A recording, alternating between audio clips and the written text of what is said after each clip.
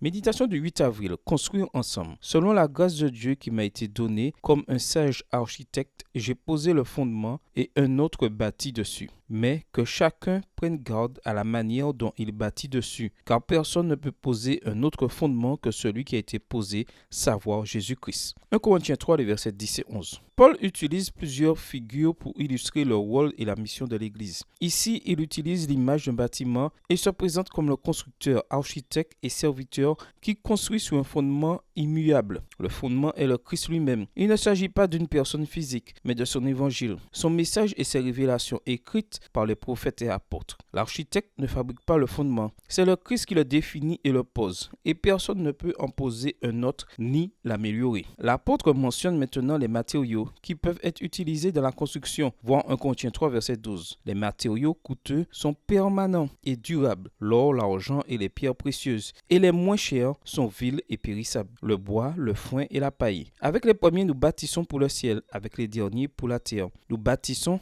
avec les uns la maison de Dieu, avec les autres la maison des hommes. Tant que la construction est en cours, on ne perçoit pas de différence, mais au moment de l'épreuve, elle sera visible. Comme dans la parabole des deux fondations racontées par Jésus, la maison construite sous le roc et la maison sous le sable semblaient être identiques jusqu'à ce qu'elles soient éprouvées par la tempête. Voir Matthieu 7, des versets 24 à 27 et Luc 6, versets 48 et 49. Le feu éprouvera l'œuvre des uns et des autres et fera ressortir d'une part les chrétiens mûrs, stables, fondés sur une riche expérience en Christ, sous la saine doctrine et une vie cohérente. Voir 1 Timothée 1, verset 10, 2 Timothée 4, verset 3, Tite 2, verset 1. Et d'autre part, les croyants immatures et instables, basés sur la faiblesse de leur propre opinion et sur la sagesse humaine. C'est le même soleil qui fait fondre le beurre et qui durcit l'argile. Selon les matériaux, le même feu affine et purifie les uns. Il consume et détruit les autres. Dans 1 Corinthiens 3, les versets 13 à 15, Paul utilise trois verbes. Premièrement, fera connaître. Deuxièmement, révélera, c'est-à-dire fera découvrir. Et troisièmement, prouvera, démontrera